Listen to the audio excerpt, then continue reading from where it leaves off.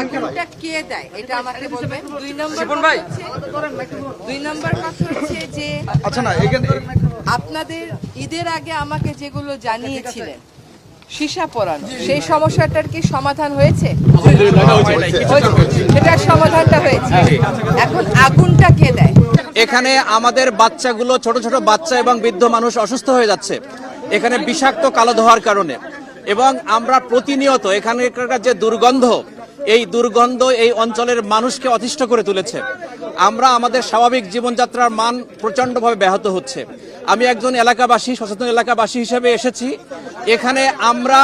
এখানে কতজন মানুষকে দেখছেন আমি জানি না, হঠাৎ করে আমরা আজকে খবর পেয়েছি এখানে হাজার হাজার মানুষ, লক্ষ লক্ষ মানুষ এখানে এসেছে।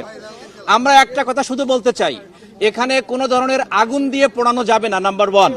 নাম্বার টু ইস্যু হচ্ছে, এই ল্যান্ড ফিলিং স্টেশনটা যখন হয়েছিল তখন এখানে এর সারাউন্ডেডে কোনো মানুষ বসবাস করতো না, খুবই ফ্রি এরিয়া ছিল। এখন চতুর্দিকে একেবারে এই এরিয়ার ওয়াল ঘেঁষেই মানুষ বসবাস করছে, বিল্ডিং করে আমরা সবাই বসবাস করছি। এখানে আমাদের বসবাসের এই যে ল্যান্ড ফিলিং এরিয়াটা, এটা পৃথিবীর কোনো দেশে এরকম জনবান্ধব এলাকায়, জনবহুল এলাকায় এভাবে থাকে না, যেটা এখানে আমরা দেখতে পেয়েছি। এবং আমাদেরকে এটা প্রচন্ড রূপে আমাদের পরিবেশ, ইনহাইজেনিক এনভায়রনমেন্টে আমরা বসবাস করছি অ্যাকচুয়ালি।